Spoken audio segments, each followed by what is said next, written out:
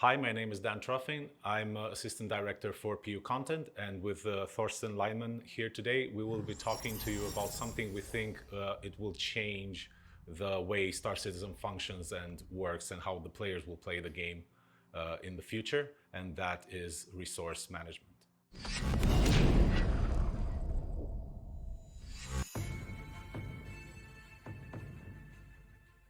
Resource management is the underlying system that allows items to produce, consume, and store resources in the game. It is the digital representation of real-life cables, pipes, tanks, batteries, or anything like this that you can imagine. It's the foundation of the ships, where you have certain resources like fuel and energy powering certain items on the ship, but it's also the system that will lie below any station or any vehicle, anything that you can imagine in our universe that actually requires a certain type of resource. Resource management is not just a system that helps ships function. It is a thing that's integral to the functionality of the entire universe. It will be the way surface outposts function, underground facilities, space stations, landing zones, everything in Star Citizen will function using resource management. So we will start with the smaller vehicles, and the gameplay for those smaller vehicles way more interesting than what we have right now. And from that, we can move on to like bigger ships, and finally the capital ships will have a real purpose in the world, and where it will have a real meaning that you have the multiple roles inside those ships. It will drastically increase the time to kill for all vehicles in Star Citizen, and it will encourage people to disable ships rather than destroy them.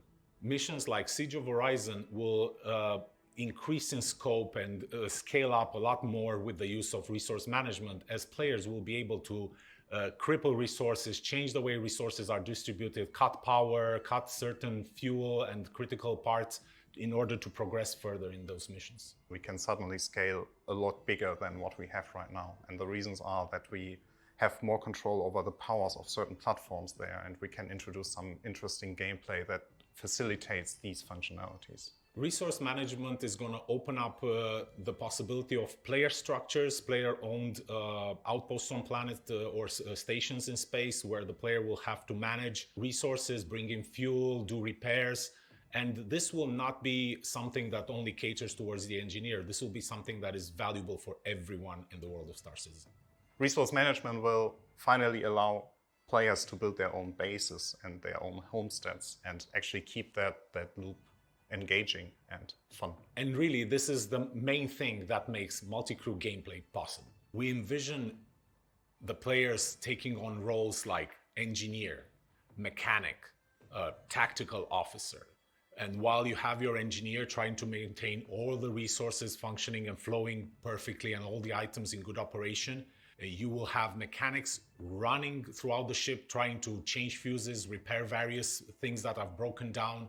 You will have tactical officers moving shields from one side of the ship to another in order to counter whatever incoming damage you have. Obviously, the pilot is going to be doing his job, trying to move the ship out of harm's way. The gunners are going to be taking out enemy incoming fighters or other ships.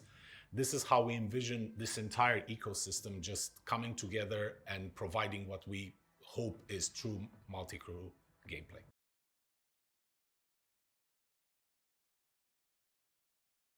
And for all of you out there that are waiting for the Idrises and Javelins and want to use these ships, this is the system that is going to make using those ships possible. So all that said, this is a really important system for Star Citizen, but let's dig into the details and see what exactly this is. Resource management can be broken down into several key elements: power, energy, resources, life support, item maintenance, relay handling, access control, and gravity.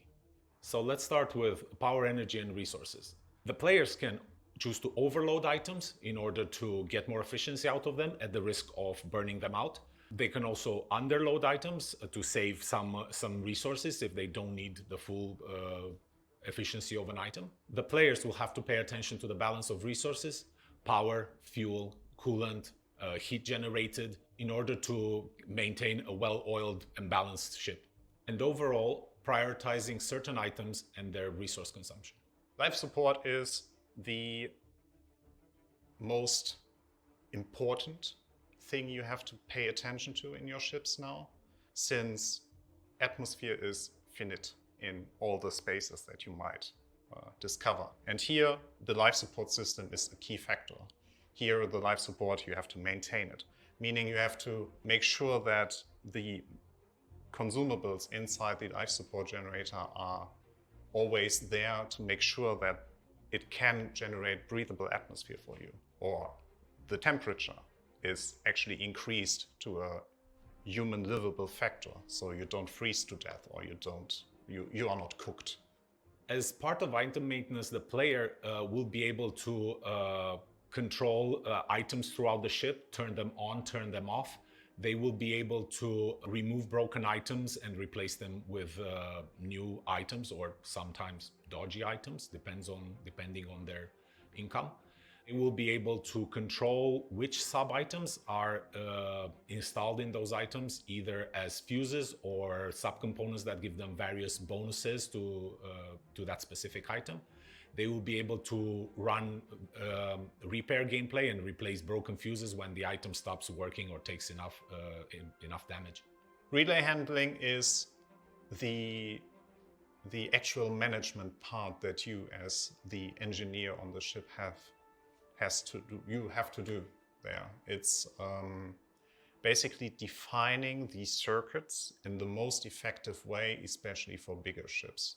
So a relay is something that defines which items are connected to each other. And what we want to achieve here is allowing you to create the best possible outcome for your ship. With access control, we're introducing ship roles. The captain will be able to assign certain roles to each of his crewmates, and for example, say one of the player becomes the engineer, which gives them specific access to certain controls, while the person that is the pilot will not have access to those controls. At the same time, a gunner will only have access to a specific gun or all the guns on the ship.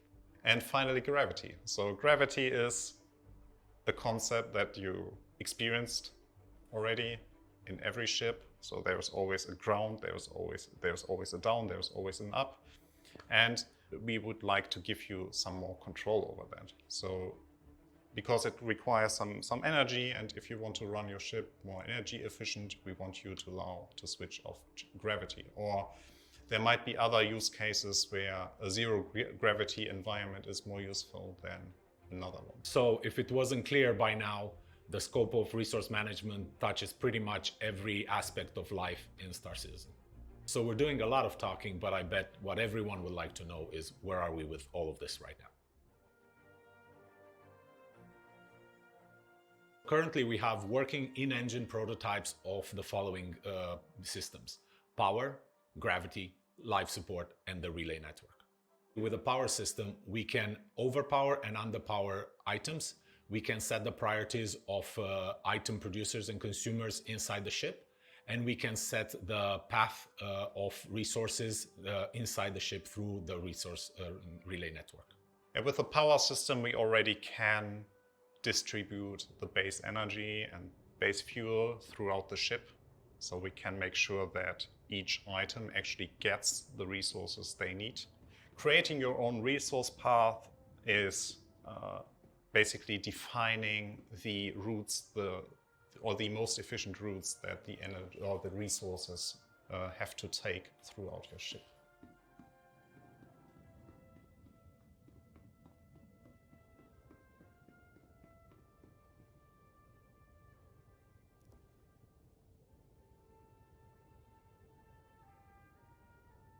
We can also demonstrate many aspects of the life support system, including making new players suffocate,